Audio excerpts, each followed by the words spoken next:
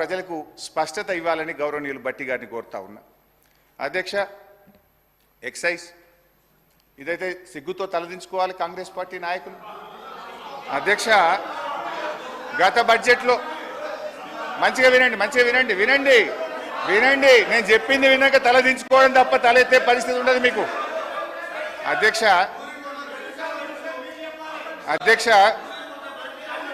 Please అధ్యక్ష, 2023-24లో excise ద్వారా ఈ రాష్ట్రానికి ప్రతిపాదించిన బడ్జెట్ ఆదాయం 19,884 కోట్లు. 19,884 కోట్లు. ఇందులో ఏముంటుందంటే అధ్యక్ష, ఈ 19,884 కోట్లు ప్రతి 2 సంవత్సరాలకు ఒకసారి షాప్స్ యాక్షన్ పెడతాం. ఈ ఇయర్ ఉండదు షాప్ యాక్షన్స్, పోయినసారి అయింది, మళ్ళీ నెక్స్ట్ ఇయర్ వస్తుంది. అయితే ఆ షాప్ యాక్షన్స్ పెట్టినప్పుడు 2,000 కోట్లు అదనంగా వస్తుంది. అయితే ఈసారి ఆదాయం లేకపోయినా గౌరవనీయులైన భట్టి గారు ఎక్సైజ్ ట్యాక్స్ మీద వచ్చే ఆదాయం ఎంత 25,617 కోట్లు పెట్టారు. అంటే ఎక్సైజ్ సుంకం ద్వారా పోయిన సంవత్సరం కంటే 5,773 కోట్లు అదనంగా వస్తుందని చెప్పి ఈ బడ్జెట్లో ప్రవేశపెట్టారు. అంతేకాదు వ్యాట్ బై ఎక్సైజ్, వ్యాట్ రూపంలో మరో 2,760 కోట్లు ఎక్సైజ్ మీద ఆదాయం ఎక్కువ వస్తుందని పెట్టారు. అంటే పోయిన సంవత్సరం కంటే కూడా ఈ బడ్జెట్లో 5,773 ప్లస్ వ్యాట్ మీద 2,000 అంటే 7,773 కోట్ల రూపాయలు గత సంవత్సరం కంటే ఎక్సైజ్ మీద ఆదాయం ఎక్కువ వస్తుందని బడ్జెట్లో పెట్టారు. బడ్జెట్ మీద మొత్తం ఆదాయం ఎంత ఆశిస్తుంది తెలుసా అధ్యక్ష? ఈ ప్రభుత్వం ఎక్సైజ్ అండ్ వ్యాట్ కలిపి 42,049 రూపాయలు ఎక్సైజ్ రూపంలో ఆదాయం సంపాదిస్తామని బడ్జెట్లో గౌరవ ఆర్థిక మంత్రి పెట్టారు. 42,000 కోట్లు. అధ్యక్ష, అంటే గతంలో ఇదే భట్టి గారు ఇదే అసెంబ్లీలో మాట్లాడారు. అప్పుడున్నది 25,000 కోట్ల ఆదాయం, వీళ్ళు 42,000 కోట్లు చేసింది. ఇప్పుడు ఏం మాట్లాడినరో భట్టి గారు ఎక్సైజ్ మీద నేను వినిపిస్తా అధ్యక్ష. అంటే ప్రతిపక్షంలో ఒక మాట, అధికారంలోకి రాగానే మర్చిపోతారు. గ్రామీణ ప్రాంతాల్లో మద్యం సమస్య అత్యంత భయానకంగా మారింది. బెల్ట్ షాపులు పెట్టి జనాన్ని విపరీతంగా పీడిస్తున్నారు. దీని గురించి ఆలోచన చేయండి అధ్యక్ష. ఆ రోజు గ్రామానికో బెల్ట్ షాప్ ఉంది. ఇప్పుడు మీరు చెప్పే 42,000 కోట్లు కావాలంటే గల్లీకో బెల్ట్ షాప్ పెట్టారు. మీరు గల్లీకో బెల్ట్ షాప్ పెట్టే పరిస్థితి వచ్చింది అధ్యక్ష. ఇంకా అధ్యక్ష కృష్ణారావు గారు, హరీష్ రావు గారు అధ్యక్ష చెప్పిన దానిలో వాస్తవికత ఎంత ఆలోచన చేసిన అధ్యక్ష. గతంలో 2023లో 19,000 ఆదాయాన్ని మాట్లాడినారు. వాస్తవంగా ఆ లెక్కకు వస్తే 2014లో కేవలం 10,000 కోట్ల రూపాయలు ఎక్సైజ్ ఆదాయం. చివరి సంవత్సరం 2023-24 చూస్తే అధ్యక్ష 34,000 వాళ్ళ ప్రభుత్వ హయాంలో చివరి సంవత్సరము ఆదాయము 34,869 కోట్ల రూపాయలు ఆదాయం వచ్చింది అధ్యక్ష. అదనంగా కూర్చోండి అధ్యక్ష, అదనంగా చూయించిన ఆదాయం ఏది ఉందో అధ్యక్ష, ఇది రేట్లు పెంచు బెల్ట్ పెంచు కాదు అధ్యక్ష. పిల్ఫరేజెస్ టెక్నాలజీ యూజ్ చేసి అక్రమంగా కావచ్చు, అక్రమంగా ఇక్కడి నుంచి ఇతర రాష్ట్రాలకు వచ్చి రావడం కాదు, వచ్చేటువంటి దానిలో టెక్నాలజీని యూజ్ చేసి పిల్ఫరేజ్ తగ్గించి రాష్ట్ర ఆదాయం పెంచు అధ్యక్ష. రేట్లు పెంచు, బెల్ట్ షాపులు పెంచు కాదు అధ్యక్ష. ఈ వాస్తవాన్ని గ్రహించాలని కోరుతా ఉన్నా అధ్యక్ష. సార్, గౌరవ స్పీకర్ గారు ఒక్క సబ్మిషన్ సార్. హరీష్ రావు గారు, మీరేమన్నారు? సబ్జెక్ట్ వచ్చినప్పుడు ఆ కన్సల్ట్ మినిస్టర్ మాట్లాడడానికి అవకాశం ఉన్నది. మీ లెక్కల ప్రకారము వారిచ్చే సమాధానాన్ని మీరు కూడా వినాలి. వివేకానంద గారు, మీరు సభా సమయాన్ని వృధా చేయొద్దు ప్లీజ్.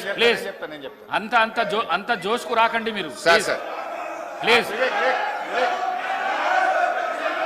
హరీష్ రావు గారు హరీష్ రావు గారు. Sir speaker sir, L A minister గారు ఉన్నారు, అనుభవజ్ఞులైన ఉప ముఖ్యమంత్రి గారు ఉన్నారు. సార్ ఇది బడ్జెట్ మీద చర్చ, అబ్జెక్షన్ ఉంటే ఎల్ఏ మినిస్టర్ కానీ డిప్యూటీ సీఎం ఫైనాన్స్ కానీ లేవాలి అధ్యక్ష. రేపు పద్దుల మీద చర్చ ఉంది, పద్దుల మీద రేపు చర్చ ఉన్నప్పుడు కన్సర్న్ మినిస్టర్స్ని చెప్పమనండి, అభ్యంతరం లేదు. ఇప్పుడు నేను ఒక్క శాఖకు ఒక మంత్రి లేస్తే నేను ఇప్పుడు 32 శాఖలు మాట్లాడాలి, అందరు లేస్తారా మంత్రులు? They have to answer. రేపటి నుంచి పద్దులు ఉన్నాయి, దాని మీద మాట్లాడమనండి ఒకటి. ఇప్పుడు ఏదైనా చెప్పాల్సి ఉంటే డిప్యూటీ సీఎం చెప్పాలి, నేను డీవియేట్ అయితే ఎల్ఏ మినిస్టర్ గారు మాట్లాడాలి, లేదా సభానాయకుడికి అవకాశం ఉంటుంది. దయచేసి మినిస్టర్స్ నుంచి ఇంటరప్షన్ లేకుండా చూడండి. అయితే గౌరవనీయులు మన జూపల్లి కృష్ణారావు గారు ఎక్సైజ్ మంత్రి గారు వాస్తవాలు ఒప్పుకున్నందుకు వారికి ధన్యవాదాలు. 7,000 కోట్లు పెంచుతున్నాం. ఈసారి ఎక్సైజ్ మీద 42,000 కోట్ల ఆదాయాన్ని మేము గల్లీకో బెల్ట్ షాపు పెట్టి ప్రజల రక్త మాంసాలు పీల్చి పిప్పి చేసి వసూలు చేస్తామని ఆయన హరీష్ రావు గారు, డిప్యూటీ సీఎం గారు, డిప్యూటీ సీఎం అధ్యక్ష, ఆగండి. డిప్యూటీ సీఎం గారు. అధ్యక్ష, హరీష్ రావు గారు ఇంతకుముందు లెజిస్లేటివ్ అఫైర్స్ మంత్రిగా కూడా చేశారు, ఫైనాన్స్ మినిస్టర్గా కూడా చేశారు. ఉండమ్మా.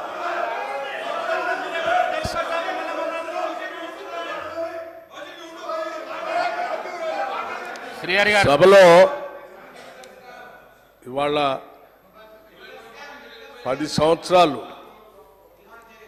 వాళ్ళ ఆర్థిక విధ్వంసం చేసి రాష్ట్రాన్ని అప్పులపాలు చేసి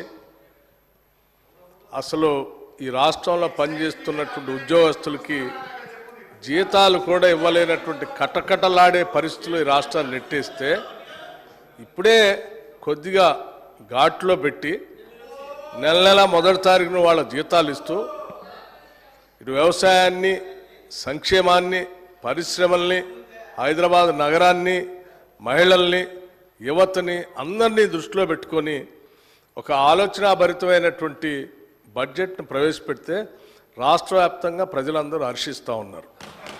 కానీ హరీష్ రావు గారు ఒక్కడికి మాత్రం చాలా కంటగింపుగా ఉంది అధ్యక్ష. ఏంది రాష్ట్రాన్ని బాగు చేయటం కోసం ఇట్లా బడ్జెట్ పెడతా ఉన్నారు, మాలాగా ఆదాయాన్ని అంతా రకరకాల మార్గాల్లో ఖాళీ చేస్తే అయిపోయేది కదా, ఇదేంది అని వారు మాట్లాడుతూ మేము వాస్తవాలే మాట్లాడతాం, మాదంతా విన్న తర్వాత మీరు చెప్పండి అన్నారు. నేను సైలెంట్ కూర్చొని రాసుకుంటున్నాను. ఏం చెప్పారు? లేచి ఎక్సైజ్ మంత్రి గారట లేచారట, వారు 7,000 కోట్ల ఆదాయాన్ని పెంచడానికి గల్లీ గల్లీ బెల్ట్ షాప్ పెడతాం, మేము పెంచుతామని వారు చెప్పారట. ఇప్పుడే కదా అందరు విన్నారు కదా అధ్యక్ష, ఆ మాట ఏమన్నా అన్నారా వారు? ఇంతకంటే అన్యాయంగా ఉన్నది లేనట్టు లేనిది ఉన్నట్టు ఈ రాష్ట్ర ప్రజలకి భ్రమలు కల్పించి 10 ఏళ్ళు రాష్ట్రాన్ని సర్వనాశనం చేశారు. ఇప్పుడు మళ్ళీ మొదలుపెట్టారు, 5 నిమిషాల్లోనే భ్రమలు కల్పించడానికి ప్రయత్నం చేస్తున్నారు. ఇది ఎక్కడ అన్యాయం అధ్యక్ష? మీరు వాస్తవాలు జాగ్రత్తగా రాష్ట్ర ప్రయోజనాల కోసం క్రిటికల్ ఎనాలిటికల్గా మేము పెట్టిన బడ్జెట్ మీద ఇగో దీన్ని పెట్టారు, ఈ శాఖకి ఇది సరిపోలేదు, ఈ శాఖకి తగ్గించారు, ఈ శాఖ పెంచారు, దీనివల్ల యువతకు నష్టం అవుతుంది, దీనివల్ల 72,000 కోట్లు పెట్టడం వల్ల వ్యవసాయానికి నష్టం జరుగుతుంది, అంత పెట్టకుండా ఉండాల్సి ఉండే, మాలాగా ఏదో 15,000-20,000 కోట్లు పెడితే బాగుండేది, లేకపోతే హైదరాబాద్ నగరానికి 10,000 కోట్లు పెట్టారు, ఎందుకు పెట్టారు అనవసరం, దీన్ని గాలికి వదిలేస్తే మాలా కొద్ది వర్షం రాగానే మొత్తం మురుగునీళ్ళు అంతా రోడ్డు మీదకి వచ్చి ఇబ్బంది పడేవాళ్ళు, అట్లా చేయాలి. కానీ ఇదంతా ఏందని చెప్తే కొద్దిగా బాగుంది. ఇవన్నీ వదిలేసి ఏదేదో మాట్లాడుతున్నాను. నేను ఇప్పటికి కూడా చెప్తా ఉన్నాను, మీరు చెప్పేదాన్ని ప్రతిదాన్ని వింటా ఉన్నాం. అసలు మేము ఏమనుకున్నాము, ఇంత బాగా బడ్జెట్ పెట్టాము, సరే ఈ బడ్జెట్ మీద నిన్న వారు బడ్జెట్ వినడానికి వచ్చారు కదా, ఎల్ఓపి గారు వచ్చారు కదా, వాళ్ళు వచ్చి ఏమైనా మాట్లాడతారేమో, ఏమైనా ఉంటే విని సమాధానం చెప్దాం అనుకున్నాం. వారు రాలేదు. రాకపోగా వీరు మాత్రం వారు రాలేదు, బాధ్యత లేదని దీని ద్వారానే స్పష్టంగా అర్థమవుతుంది. వాళ్ళు ఏదో మాట్లాడరు కాబట్టి గుడ్డగాల్చి మీదేసి పోదామనంటే ఎట్లండి? ఇది కరెక్ట్ కాదు హరీష్ రావు గారు. మీరు పద్ధతిగా మాట్లాడితే మేము డెఫినెట్గా సమాధానం చెప్పడానికి సిద్ధంగా ఉన్నాడు. సో ఫైనల్గా బట్టి గారు కూడా డిస్ప్యూట్ చేయలే.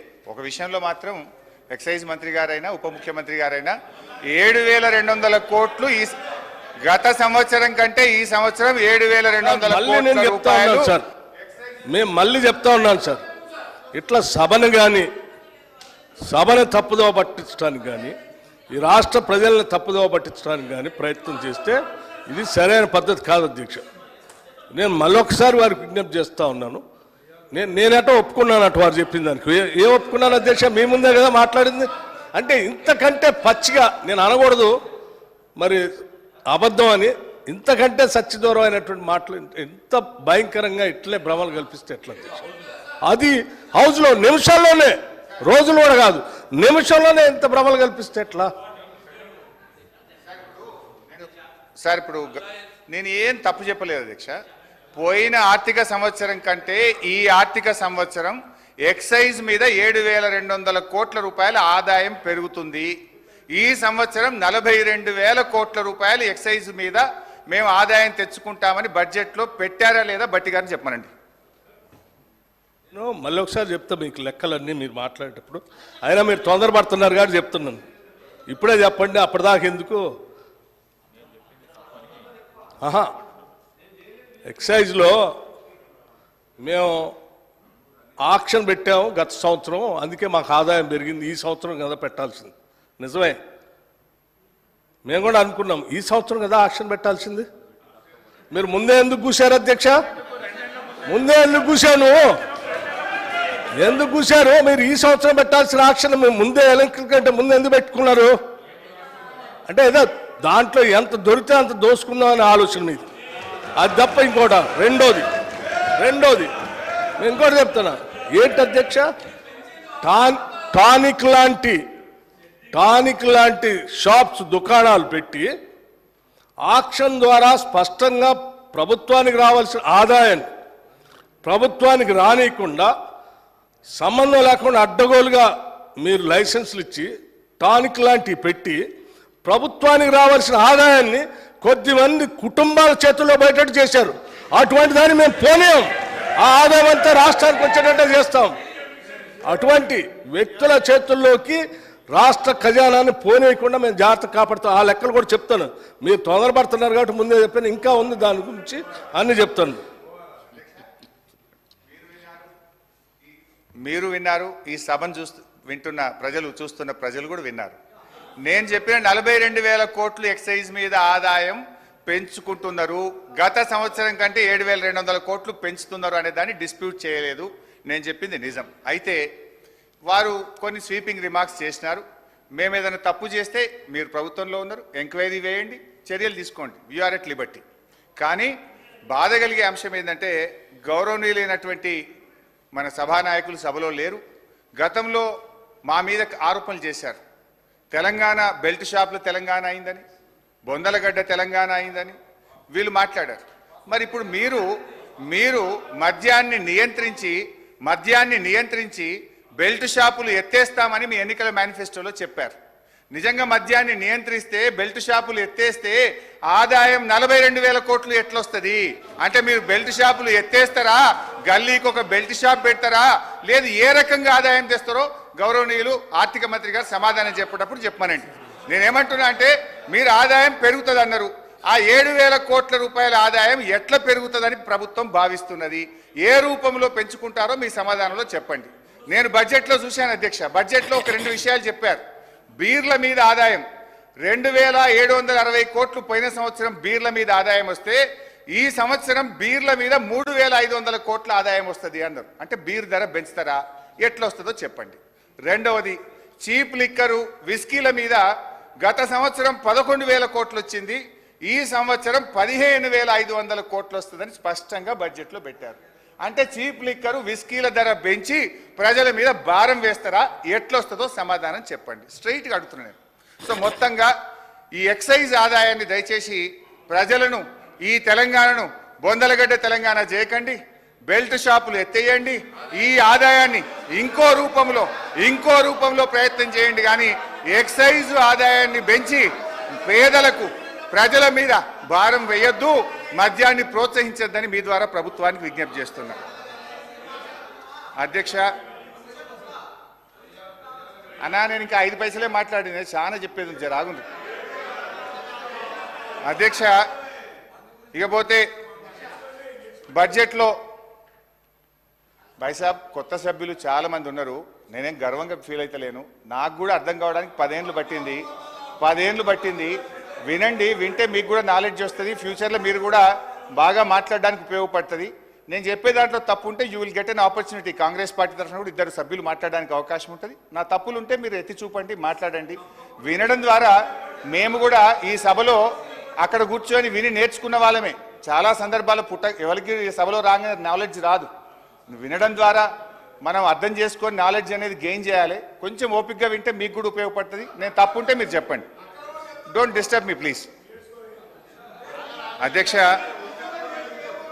అధ్యక్ష నాన్ ట్యాక్స్ రెవెన్యూ భాయ్ సాబ్, నేను మంచిగా బడ్జెట్ మీద మాట్లాడుతున్నా. డిస్టర్బ్